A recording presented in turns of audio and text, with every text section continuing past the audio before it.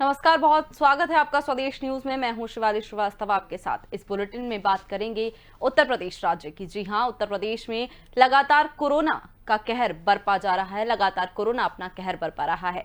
कई हृदय विदारक तस्वीरें हमारे सामने लगातार आती जा रही हैं।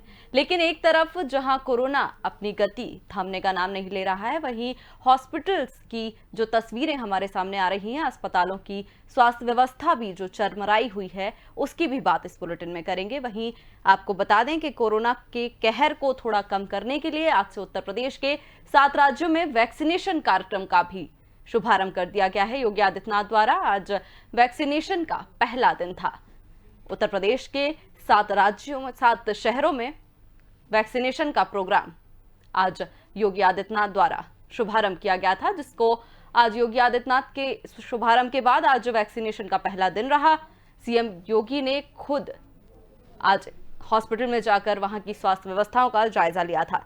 देश में कोरोना वायरस संक्रमण का कहर कम करने के लिए टीकाकरण अभियान के तहत उत्तर प्रदेश के 7 जिलों में ये व्यवस्था की गई थी। प्रदेश सरकार ने पहले चरण में उन जिलों में इस टीकाकरण का फैसला लिया है जहां पर 9000 से अधिक एक्टिव केस हैं। 18 से 44 वर्ष की उम्र के लोगों का टीकाकरण इस वैक्सीनेशन अभियान में किया जाएगा।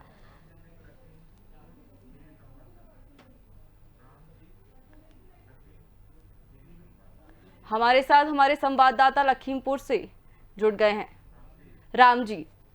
राम जी, आपसे जानना चाहेंगे क्या कुछ हालात उस जिले के अभी तक बने हुए। लखीमपुर में कितनी कोरोना संक्रमित केसेस आ रहे हैं? जी बिल्कुल, बता दें कि जिस तरीके से लखीमपुर खीरी में जो एक मौत का एक बहुत बड़ा एक आंकड़ा भी है, इस आंकड़े को जो सरकारी मशीनरी जिसको बोला जाए जिले का स्वास्थ्य विभाग उस आंकड़े को छुपाए बैठा है। मृतक जो संख्या है उसको क्लियर नहीं कर रहा है। जिस तरीके से हम लोगों को एक सूत्रों से जानकारी मिलती है, जिस तरीके से हम लोग इसको पता करने की कोशिश कर रहे हैं, जिस तरीके से सैकड़ों की तादाद में मौतें हो गई हैं, जिसका सरकारी विभाग नहीं बता रहा है। और आपको बिल्कुल बताते हैं कि जिस तरीके से जनपद का सबसे बड़ा जिला लखीमपुर खीरी है, 7-9 चीनी मिले हैं, जिस तरीके से क्षेत्रफल है, संख्या भी बहुत अधिक है, जनसंख्या भी है, उस तरीके से कोविड अस्पताल जो 200 बेड का जो लखीमपुर सदर में ही बनाया गया था, वो भी पूरी तरीके से फुल हो जा चुका है। बहुत मारामारी है। ऑक्सीजन की कमी को लेकर रोजाना मौतें हो रही हैं और जिले का स्वास्थ्य विभाग अगर ऑक्सीजन उपलब्ध कराता है, जो रसूखदार लोग हैं उनको उपलब्ध कराया जा रहा है इनके द्वारा। जी, क्या प्रशासन द्वारा कोई सख्त कदम नहीं उठाए गए हैं इस ओर? जिस तरह से आप बता रहे हैं कि लखीमपुर में स्थिति इतनी बिगड़ी हुई है, तो स्वास्थ्य विभाग या प्रशासन क्या कुछ कदम उठा रहा है उस ओर व्यवस्था को सुधारने के लिए? जी बिल्कुल, जिस तरीके से जिला प्रशासन की एक अपनी एक अपील है, जिस तरीके से अपील है, उस अपील के माध्यम से मुझे जो दिखाई पड़ रहा है, जो जमीनी हकीकत है, वही मैं चैनल को बता रहा हूं। जिस तरीके से 200 बेड का जो अस्पताल बनाया गया है, वो पूर्तियां पूरी तरीके से फुल हो जा चुका है। रोजाना सांस के जो मरीज हैं गंभीर अवस्था में जिला अस्पताल पहुंच जा चुके हैं। अभी जो वीडियो हमने चैनल पर भेजा है, उस वीडियो में एक वन दरोगा जो ऑक्सीजन की कमी में जिला अस्पताल के चौखट पे जाते हुए कि वहां के डॉक्टरों ने उचित ये तक नहीं समझा कि उसको आला लगा के या ऑक्सीजन दे किसी तरीके से उसकी जान बचाई जाए। उनके परिजनों का ये कहना है कि डॉक्टरों की बहुत बड़ी संवेदनहीनता, लापरवाही सामने आई, जिस तरीके से उनके सामने उनके पति ने दम तोड़ दिया। जी, बहुत बहुत धन्यवाद तमाम जानकारी के लिए। तो यूपी में लगातार कोरोना संक्रमण बढ़ता जा रहा है, जहां एक और लोग इस आस में हैं कि व्यवस्था सुधरेगी, लेकिन व्यवस्थाएं, स्वास्थ्य व्यवस्थाएं जो हैं सुधरने का नाम नहीं ले रही हैं। हमारे साथ हमारे कानपुर से संवाददाता एचएन शुक्ला जुड़ गए हैं। जी, सिद्धार्थ शुक्ला, आप निखिल शुक्ला, माफ कीजिएगा, निखिल शुक्ला, आपसे जानना चाहेंगे कि क्या कुछ व्यवस्था की गई है कानपुर में अभी? कि कानपुर नगर में कोरोना के हालात बड़े ही भयावह हो चुके हैं। हालांकि 1 तारीख से जो है 18 साल तक के उम्र के लोगों के लिए वैक्सीनेशन का काम करा दी, इसमें कानपुर नगर के 10 हॉस्पिटल और चूंकि सरकारी हॉस्पिटल जो है मान्यवर काशीराम हॉस्पिटल हो, हेलेट हॉस्पिटल हो और तमाम जो सरकारी हॉस्पिटल हैं और प्राइवेट में कह लिए जाए तमाम हॉस्पिटल है जहाँ वैक्सीनेशन का कार्य हो रहा है। लेकिन कोरोना की बात की है तो स्थिति लगातार भयावह बनी हुई है। आलम यह है कि शमशान घाट पे जो पुजारी अंतिम संस्कार कराते थे वो तक कोरोना पॉजिटिव हो चुके हैं और जिला प्रशासन इस चीज को लेकर कहीं ना कहीं अपने दावे तो कर रहा है कि पूरे हालात को कंट्रोल करने की कोशिश की जा रही है, लेकिन जमीनी हकीकत जो है वो कहीं भी दिखाई नहीं दे रही है। जी, क्या कुछ व्यवस्थाएं की गई हैं प्रशासन द्वारा कानपुर में, क्योंकि कानपुर बहुत बड़ा एरिया है और लोगों द्वारा भी वैक्सीनेशन के लिए आज क्या कुछ व्यवस्थाएं की गई थी? कानपुर में आज कैबिनेट मंत्री सतीश महाना ने वैक्सीनेशन सेंटर का उद्घाटन किया कानपुर के जिला अस्पताल पे, जहां पर लोगों को कोरोना वैक्सीन लगाई जा रही है, जिससे अंदाजा लगाया जाता है, जिससे ये उम्मीद करी जा रही है कि कहीं ना कहीं कोरोना के मामले में गिरावट आएगी। जी, तो क्या हाल इस वक्त कानपुर के बने हुए हैं निखिल? हालात तो बड़े ही बेकाबू हैं। साफ तौर पर देखा जा सकता है कि लाशों से फटे हुए शमशान घाट कानपुर नगर के कब्रिस्तानों में जगह नहीं है लाशों को दफनाने के लिए, लेकिन लोग हैं कि मान नहीं रहे, लोग अपने घरों से निकलने। हालांकि आज संपूर्ण लॉकडाउन का तीसरा चरण चल रहा है, पुलिस भी सख्ती कर रही है कि भाई अब अपने घरों के अंदर रहें, लेकिन कुछ मजबूरियों के चलते निकल रहे हैं और कुछ जरूरी चीजों के लिए निकल रहे हैं। लेकिन देखना ये है कि प्रशासन हो या आला अधिकारी या सरकार इस चीज के दावे कर रही है लगातार कि हम अस्पतालों की संख्या को बढ़ा रहे हैं, लेकिन कहीं ना कहीं सवाल ये भी उठता है, अगर अस्पतालों की संख्या तो बढ़ रही है, लेकिन डॉक्टर और पैरामेडिकल स्टाफ कहाँ से लाया जाएगा? जी, बहुत बहुत धन्यवाद तमाम जानकारी के लिए निखिल। तो लगातार उत्तर प्रदेश सरकार द्वारा दावे किए जा रहे हैं, लेकिन सामने आती तस्वीरें हकीकत के उलट नजर आ रही हैं। लगातार दावे सरकार द्वारा किए जा रहे हैं कि स्वास्थ्य व्यवस्थाएं एकदम सही हैं, स्वास्थ्य व्यवस्थाओं में कोई कमी नहीं है, लेकिन जो हमारे सामने तस्वीरें आ रही हैं वो हकीकत के एकदम उलट तस्वीरें हैं। हमारे साथ सीतापुर से संवाददाता सरताज हुसैन जुड़ गए हैं। सरताज जी, आपसे जानना चाहेंगे सीतापुर के क्या हालात इस वक्त बने हुए हैं? जी, आपको बता दूं, सीतापुर के अगर कोरोना के लेकर हालात के बारे में बताएं तो पूरा यूपी ही कोरोना से एक तरह से जूझ रहा है, और स्वास्थ्य विभाग के जो अधिकारी हैं या जो भी इन लोग हैं वो जो दावे कर रहे हैं कि स्वास्थ्य सुविधाएं जो हम दे रहे हैं उसमें कोई कमी नहीं है, ना बेड ना ऑक्सीजन की, तो कहीं ना कहीं ये दावे जो हैं वो खोखले साबित हो रहे हैं। आपको बता दूं कि रोज कोई ना कोई ऐसी मौतें हो रही हैं जिला अस्पताल में जहाँ पे ऑक्सीजन की कमी बताई जा रही है, डॉक्टर खुद पॉजिटिव हो रहे हैं। तो इस तरह से मरीजों की ये जो इलाज है कैसे संभव हो पाएगा? और आपको यहाँ तक बता दें कि शमशान घाट का हाल ये है कि मुर्दे कम से कम 15 से 20 लाशें रोज जलाई जा रही हैं, कब्रिस्तानों में कम से कम 15-20 लाशें रोज दफन की जा रही हैं। जगह कम पड़ गई है लाशों को दफनाने के लिए, जगह कम पड़ रही है लाशों को जलाने के लिए। जो स्थिति है यहाँ पे वो काफी भयावह है। ऐसे में देखना ये है कि जो प्रशासन दावे कर रहा है वैक्सीनेशन के, तो कहाँ तक सही साबित होगा। जी बिल्कुल सरताज जी, आपसे ये भी जानना चाहेंगे कि जिस तरह से योगी आदित्यनाथ ने कमान अपने हाथों में सौंपी हुई है, वो लगातार सक्रिय हैं, ताबड़तोड़ बैठकें भी कर रहे हैं, तो क्या कुछ इसके सकारात्मक परिणाम नहीं देखने को मिल रहे हैं सीतापुर में? जी, आपको बता दूं कि जो योगी आदित्यनाथ जो बराबर बातें कर रहे हैं कि दवा ऑक्सीजन की और बेड की कहीं कोई कमी नहीं है, तो ये कहीं ना कहीं ये एक जमीनी हकीकत पर अगर देखें तो ये दावे हवाई हैं। आपको बता दूं कि सीतापुर का ये हाल ये है कि मौजूदा अभी तकरीबन 2228 एक्टिव केस हैं जो अभी आज तक के ताजे मामले हैं, और रिटेल में 110 लोगों की मृत्यु हो चुकी है, जो कि काफी कम आंकड़े बताए जा रहे हैं। आपको बता दें तकरीबन ये आंकड़ा काफी पार है, 110 लोगों का जो मृत्यु बताए जा रहे हैं ये छुपाया जा रहा है। ये अगर हकीकत में जाने तो ये काफी ऊपर जा चुका है आंकड़ा। तो ये जो शासन और प्रशासन के लोग बराबर दावे कर रहे हैं कि सुविधा हम दे रहे हैं मरीजों को, तो ये ऐसा कुछ भी नहीं है। यहाँ हमने देखा है डिस्ट्रिक्ट हॉस्पिटल में ऐसे कई मरीज हैं जो घंटों लाइन में लगे रहने के बाद भी उनको हाथ नहीं लगाया जाता है।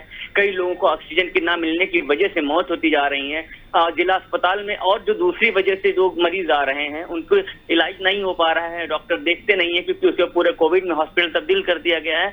तो कहीं ना कहीं कोविड के अलावा भी जो मरीज हैं बीमार हो रहे हैं उनका भी इलाज नहीं हो पा रहा है, जिसके चलते उनकी भी मृत्यु हो रही है।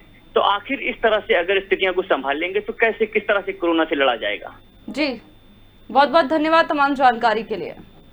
तो लगातार आ रही तस्वीरें यही बता रही हैं कि प्रशासन के दावे लगातार खोखले नजर आ रहे हैं। प्रशासन लगातार दावे तो कर रहा है कि स्वास्थ्य व्यवस्थाएं एकदम सही हैं, लेकिन तस्वीरें हकीकत बयां कर रही हैं। प्रशासन की पोल खोलती हुई ये तस्वीरें, जहां ना तो हॉस्पिटल में बिस्तर मिल रहे हैं और ना ही ऑक्सीजन। लगातार हॉस्पिटलों के गेट के सामने भी ये नोटिस लगा दिए जा रहे हैं कि बेडों की कमी है। हमारे साथ लखनऊ से हमारे संवाददाता घनश्याम चौरसिया फोन लाइन पर जुड़ गए हैं। घनश्याम, क्या हाल है लखनऊ के इस वक्त? क्या हालात लखनऊ में बने हुए हैं? जिस तरह से कोरोना वायरस कहर बरपा रहा है, लखनऊ में कितना कहर? बिल्कुल, जैसे पूरे देश में हालत है वैसे ही लखनऊ का भी हालत बहुत खराब है जी। लोग अभी भी अपने बदनीयती पे रो रहे हैं, अपनी स्थिति पे रो रहे हैं, लोग तड़प रहे हैं, एक एक सांस के लिए लोग गिड़गिड़ा रहे हैं, लोग एक दूसरे से मदद मांग रहे हैं। सरकारी तंत्र इस पे पूरे तरीके से एकदम पूरी तरीके से हार गया है। सरकारी तंत्र कोई भी काम नहीं कर पा रहा है। लोग ट्विटर पे ट्वीट कर रहे हैं, मदद मांग रहे हैं, लेकिन ना कोई बेड मिल पा रहा है उनको, ना ही वो ऑक्सीजन पा रहे हैं, न रेमडेसिविर इंजेक्शन मिल रहा है। प्राइवेट जांचें पहले रोक दिया इन लोगों ने, अब प्राइवेट जांचें इन्होंने शुरू किया तो आरटीपीसीआर जांचें बंद कर दी। अब आरटीपीसीआर जांचें बंद होने से कोरोना के ग्राफ गिरते हुए तो आ रहे हैं, लेकिन जो होम आइसोलेशन में है लोग और शमशान और कब्रिस्तान में जो लाशों की संख्या है उसमें कोई कमी नहीं आ रही है। सवाल ये भी है कि अगर कोरोना संक्रमण घट रहा है तो लाशों में कमी क्यों नहीं आ रही है, लोगों की मौतों में कमी क्यों नहीं आ रही है। हालांकि जो सरकारी दावे हैं, आंकड़े हैं, जो इनके संख्या है वो तो बहुत कम है, ना के बराबर है, लेकिन जो लाशों की संख्या है वो तस्वीरें साफ तौर पे गवाही दे रही है, चीख चीख करके कह रही है कि स्थिति बद से बदतर है और कुछ भी सही नहीं है। कुछ भी हालत जो कागज पे है वो जमीन पे बिल्कुल नहीं है। शिवाली जी, लेकिन घनश्याम, लगातार यूपी सरकार द्वारा कहा जा रहा है कि वो टेस्टिंग पर जोर दे रही है और जैसा कि आप बता रहे हैं कि टेस्टिंग बंद कर दी गई है, तो ऐसे में ये क्या वजह निकल कर सामने आ रही है? क्योंकि टेस्टिंग बंद कर देने से तो कोरोना संक्रमित मरीजों का पता नहीं लग पाएगा ना घनश्याम?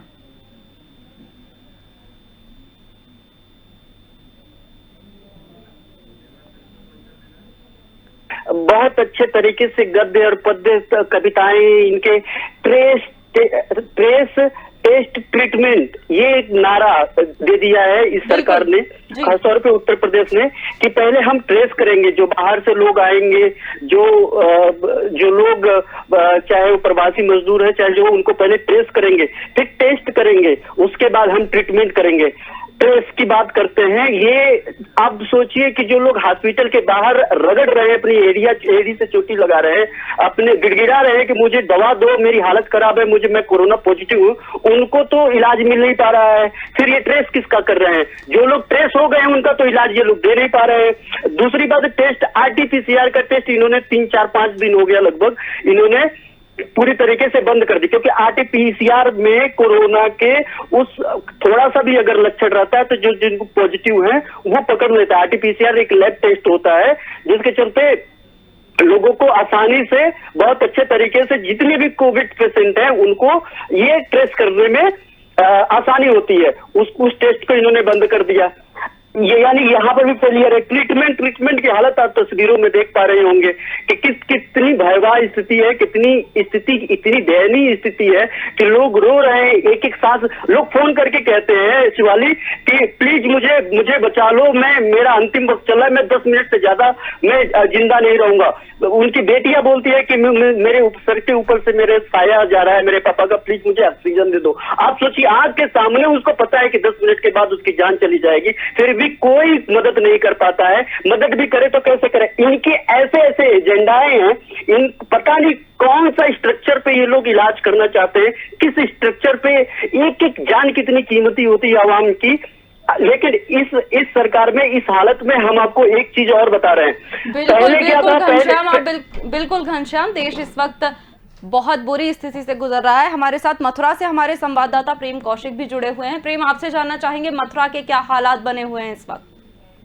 जी, मैं आपको बता दूं, मथुरा के हालात भी आपको पिछले 24 घंटे में अभी जो कोरोना का आंकड़ा है कुछ कम हुआ दिक्कत नजर आ रहा है। लेकिन लगातार जिस तरह देश में कोरोना के मामले बढ़ रहे हैं, लोगों के मौत का आंकड़ा जो बढ़ रहा है, हर रोज जो बढ़ रहा है, उसमें बड़ी लापरवाही देखने को मिल सकती है। कहीं ना कहीं जो राज्य और जिले के प्रशासन है उनके भी देखा जा सकता है। आज भी लोग बिना मास्क के, बिना सोशल डिस्टेंसिंग के लोग बाजारों में घूमते हुए मिल सकते हैं। आपको भीड़ भाड़ बाजारों में देखी जा सकती है। और ये बिना नाम मात्र का जो लॉकडाउन है, ये कहीं ना कहीं कोरोना के जो चैन है उसको तोड़ने में ये असफल दिखता हुआ नजर आ रहा है आज भी। जी प्रेम, साथ ही साथ आपसे ये भी जानना चाहेंगे, जैसा कि हमें पता है कि यूपी सरकार ने कल 11 सदस्यीय टीम को भंग कर दिया और नई टीम बनाई है, 9 सदस्यीय टीम बनाई गई है जिसमें बड़े बड़े लोगों को भी इन्वॉल्व किया गया है। तो क्या लगता है, क्योंकि 11 सदस्यीय टीम तो असफल हो गई इसीलिए नई सदस्यीय टीम का गठन करना पड़ा, तो क्या ये टीम कुछ कर दिखा पाएगी? देखिए, इसमें सबसे बड़ी बात यह है कि टीम का करना या नहीं करना है। लेकिन जब 11 टीम के जो लोग जो बंद करके जो नई टीम बनी है, ये देखना वो कितने ग्राउंड रिपोर्ट पे ये काम कर सकता है, कितने ग्राउंड पे ये काम कर सकता है, जो अभी तक तो देखने को मिल रहा है। जो ये कोरोना की चैन है, इसको तोड़ने में अभी जो प्रशासन है देखने को मिल रहा है, कहीं ना कहीं अभी भी लापरवाही बरतते हुए। इसी का कारण है कि आज भी जो शमशान घाटों की भी जो स्थितियां, जैसे मैं आपको बता दूं कि शमशान घाटों की स्थितियां, लोग जब अंतिम संस्कार के लिए अपने ही परिजनों की जो अस्थियां हैं, अपने परिजनों के जो फूल है, उसको बटोरने के लिए जब दूसरे से जाते हैं तो उनको वो नहीं मिलता है। आज का भी ऐसा वाक्य आज जो वृंदावन में देखने को मिला। वृंदावन के मोक्ष धाम में एक व्यक्ति अपने ही परिवार के परिजन के लिए जब मोक्ष धाम में अपनी परिवार के अस्थियां का जो बटोरने गया, जो कोविड के पेशेंट थे, उनकी जो अंतिम संस्कार के बाद फूलों को बटोरने गया, तो उनकी अस्थि नहीं मिली। और जो शमशान घाट है उसके क्षेत्र में कहीं ना कहीं जो पीपी किट पहने लोग जो कोरोना के मरीजों को जलाने के लिए उनके अंतिम संस्कार के लिए आते हैं, उनकी पीपी किट अलग अलग जो फैले हुए, जबकि ये दिशा निर्देश है कि जो पीपी किट पहन के आएंगे उसको कहीं ना कहीं डिफॉल्ट कर दिया जाएगा, लेकिन ऐसा देखने को नहीं मिल रहा। लेकिन कहा जा सकता है कि कहीं ना कहीं प्रशासन की अभी भी बहुत ज्यादा लापरवाही देखने को मिल सकती है कोरोना महामारी में। जी प्रेम, साथ ही साथ आपसे ये भी जानना चाहेंगे कि स्वास्थ्य व्यवस्थाओं के क्या हाल हैं इस वक्त मथुरा में? क्या जनता संतुष्ट नजर आ रही है? क्योंकि जिस तरह से हालात बने हुए हैं, अस्पतालों के क्या हालात, स्वास्थ्य व्यवस्थाओं के क्या हालात बने हुए हैं मथुरा में? जी, मैं आपको बता दूं कि जो स्वास्थ्य विभागों के जो हालात है वो भी कहीं ना कहीं चरमराती हुई नजर आती है। घंटों भरी लाइन से लोग आज भी टेस्टिंग के लिए लगे हुए हैं। सोशल डिस्टेंसिंग आप नहीं देख सकते हो, बिना पीपीई किट पहने लोग आरटीपीसीआर और एनजीटी जैसे जो चेकअप है उनको कर रहे हैं। लोग वैक्सीनेशन के लिए कई घंटों तक लोग बैठे रहते हैं, फिर वो चले जाते हैं।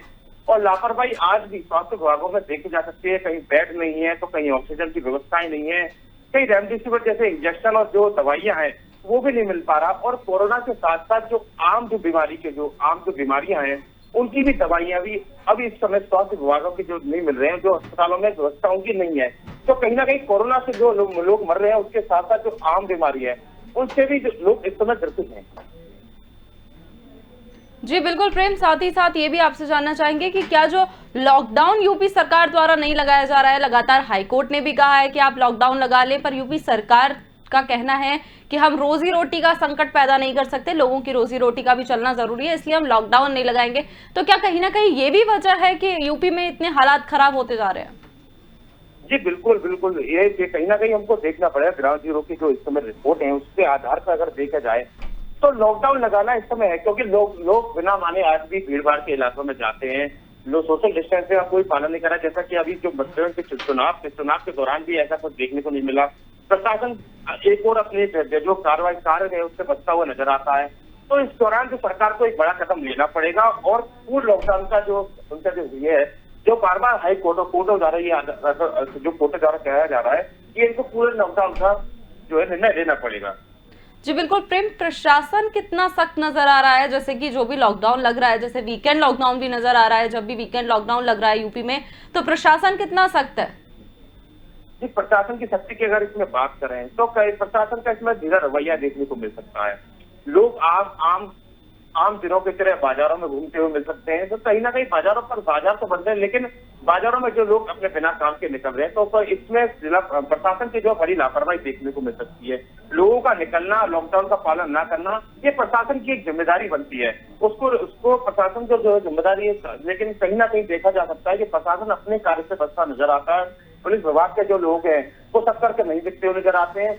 लोग अपने मनमानी करने के हिसाब से ना सोशल डिस्टेंसिंग का ये प्रयोग करते हैं, ना मास्क तो ना मास्क लगाते हैं, ना घरों में बैठते हैं। जैसे जबकि लॉकडाउन का जो मतलब होता है वो आदमी घरों से ना निकल कर अपने घरों में बैठाइए, ये प्रशासन की जिम्मेदारी होती है। तो कहीं ना कहीं देखा जा सकता है प्रशासन से सभी कामों से बचता नजर आता है।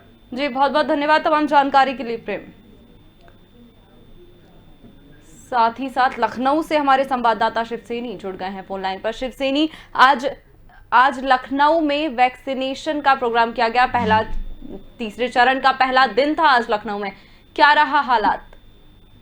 हाँ, देखिए अगर वैक्सीनेशन को लेके जो सरकार की गाइडलाइन रही है उन सारी गाइडलाइन के तहत वैक्सीनेशन हो रहा है जी। उसमें से जो वैक्सीनेशन का जो परसेंटेज है, ठीक है, उस परसेंटेज में थोड़ा सा जो अचीव करना था वो अचीव नहीं हो पा रहा है। और कहीं ना कहीं एक थोड़ी सी भ्रामक स्थिति भी बनी हुई है लोगों के बीच में कि वैक्सीनेशन हम कराएं या ना कराएं, क्योंकि बहुत सारे केसेस ऐसे भी आए हैं सामने जो वैक्सीनेशन के बाद उनकी हालत ज्यादा गंभीर हुई। हालांकि जब डॉक्टरों से इस मामले में बातचीत की गई तो उन्होंने बड़े साफ किया है कि ये कोरोना को लेके ऐसा नहीं हुआ है, किसी अन्य बीमारी के कारण ऐसी चीजें होती है। जब कोई अन्य बीमारी है आपको और बिना डॉक्टर के प्रिकॉशन के बातचीत किए उनको चेकअप कराए हुए आप वैक्सीनेशन करवाते हैं तो थोड़ी सी समस्या बढ़ जा रही है। ये एक स्थिति बनी हुई जी। साथ ही साथ आपसे ये भी जानना चाहेंगे कि क्या व्यवस्थाएं दुरुस्त की गई थी आज वैक्सीनेशन सेंटर के बाहर, क्योंकि जिस तरह से हमने पंचायत चुनाव में देखा कोई सोशल डिस्टेंसिंग, कोई कोविड गाइडलाइंस का पालन नहीं किया गया। आज क्या व्यवस्थाएं दुरुस्त थी? नहीं, आज जो वैक्सीनेशन सेंटर हैं उन वैक्सीनेशन सेंटर के बाहर के अगर हालात देखे तो लोग थोड़ा सा डरे हुए, जिस कारण से उस डर के कारण से वो अपना जो 2 गज की दूरी और मास्क जरूरी के अभियान को वो पूर्णतया वो मान रहे हैं और उचित दूरी बना के रख रहे हैं। जी, बहुत बहुत धन्यवाद तमाम जानकारी के लिए शिव सैनी। ओके। तो यूपी में लगातार कोरोना के मामले बढ़ते जा रहे हैं। इसी बीच आज तीसरे चरण के वैक्सीनेशन का पहला दिन लखनऊ में भी हुआ, जहां आपको बता दें कि 7 राज्यों में आज से यूपी में वैक्सीनेशन का कार्यक्रम शुरू कर दिया गया है। जी हां, कोरोना की कमर तोड़ने के लिए, कोरोना संक्रमण के बढ़ते चेन को तोड़ने के लिए यूपी सरकार द्वारा यह फैसला लिया गया था, जिसके चलते आज 7 राज्यों में यूपी के वैक्सीनेशन के तीसरे चरण का पहला दिन हुआ, जहां लोगों ने कोविड गाइडलाइंस का पालन भी किया। सीएम योगी ने खुद अपने हाथ में कोविड की कमान लेनी है। सीएम योगी ने लगातार निर्देशित किया जा रहा है सीएम योगी द्वारा कि जनता को परेशानी ना हो, लेकिन जनता को परेशानी लगातार हो ही रही है। लगातार जो तस्वीरें निकलकर सामने आ रही हैं वो ये बयां कर रही हैं कि व्यवस्थाएं दुरुस्त नहीं हैं। हमारे साथ झांसी से संवाददाता विवेक वर्मा फोन लाइन पर जुड़ गए हैं। विवेक, क्या कुछ हालात इस वक्त झांसी के बने हुए हैं? कही जाए तो देखा जा रहा है कि कोरोना की जो महा बीमारी है इससे पूरी झांसी की अर्थव्यवस्था और व्यवसाय के साथ साथ जनजीवन टोटल अर्थव्यस्त हुआ है। सबसे बड़ी समस्या यह है कि बुंदेलखंड एक रूरल क्षेत्र से आता है, पिछड़े क्षेत्र से आता है, तो जो ग्रामीण क्षेत्र पड़ते हैं वहाँ मास्क को इम्पोर्टेंट नहीं दिया जाता, ना महत्व दिया जाता है कि मास्क क्या चीज है, इस चीज को इग्नोर करते हैं। तो स्थिति की उसी वजह से, और सबसे बड़ी समस्या क्या है कि बुंदेलखंड का पलायन होता है। और अभी जो वोटिंग हुई है जिला पंचायत की है, ग्राम पंचायत की, और प्लस बंगाल में और यहाँ पर कई राज्यों में चुनाव हुए हैं, उसकी वजह से जो पलायन जो यहाँ बुंदेलखंड के लोगों ने किया था वो रिटर्न बुंदेलखंड में आए हैं। इसकी वजह से कोरोना की महामारी यहाँ पर ज्यादा प्रकोप में आ चुकी है। और अभी प्रेजेंट का जो टारगेट देखा जाए तो अभी 880 अभी पॉजिटिव पाए गए हैं और 270 अभी और 26,576 अभी टोटल एडमिट हैं। स्थिति ये कल की शाम की स्थिति बताई जा रही है। और यहाँ पर कोरोना की सबसे बड़ी चीज है कि जो यहाँ के जो जिलाधिकारी है अंद्रा बामसी, इनकी द्वारा जो चौकसी की जा रही है, अच्छी व्यवस्था की जा रही है और किसी भी समस्या का निदान करने के लिए वो खुद खड़े हो जाते हैं और इस चीज को निदान करने में पीछे नहीं हटते हैं। और उसको वो हर समय यही बताया जा रहा है कि घर में रहना जरूरी है और उसका पालन भी किया जा रहा है शहरी हिसाब से। लेकिन ग्रामीण हिसाब से बुंदेलखंड की पूरी स्थिति बहुत ही दर्जनीय है और बहुत ही चिंताजनक है। जी, तो क्या विवेक, जैसा कि आप बता रहे हैं कि लोगों द्वारा मास्क नहीं पहना जा रहा, कोविड गाइडलाइंस का प्रयोग नहीं किया जा रहा, तो क्या लोगों में जागरूकता की कमी या फिर लोगों ने ये मान लिया है कि कोरोना जैसा कुछ है ही नहीं? आप कहने का आपका सही है, एक्चुअली जागरूक यहाँ के लोग 60% लोग जो शहरी हिसाब से लोग हैं वो जागरूक हैं, जी। और जो ग्रामीण लोग हैं वो जागरूक इस चीज के नहीं है, क्योंकि ये इस चीज को मानते हैं कि देवी देवता का प्रकोप या देवी देवता की वजह से ना मानना, और इस तरह से जो पुराने लोग के लोग होते हैं उस चीज को मान कर रहे हैं। इसलिए इस कोरोना को महामारी नहीं समझ रहे हैं, इसको सिर्फ देवी आपदा समझ रहे हैं और भगवान का प्रकोप समझ रहे हैं। इसलिए इस चीज को वो ये कह रहे हैं कि अगर हम चूल्हे की रोटी भी खा लेंगे तो हमें कोरोना नहीं आएगा, और अगर हम चाउमीन डोसा खाएंगे तो कोरोना आएगा। कहने का मतलब ये है कि वो शहरी हिसाब को दरकिनार कर रहे हैं और अपने पुराने रवैया को बनाए हुए हैं, और 100% में 25% ही लोग जो है ग्रामीण लेवल पर जो पढ़े लिखे तत्व के लोग हैं वो ही मास्क का यूज करते हैं, बाकी कोई भी वहाँ मास्क यूज नहीं कर रहा है। और शहरी हिसाब पे देखा जाए तो सभी सतर्कता बरत रहे हैं, घर में रह रहे हैं, और जो लॉकडाउन का है 3 दिन का कर्फ्यू लगा हुआ है उसका पूरी तरह से पालन कर रहे हैं, और शासन के नियमों का पूरी तरह से पालन किया जा रहा है। जी बहुत बहुत धन्यवाद तमाम जानकारी के लिए विवेक।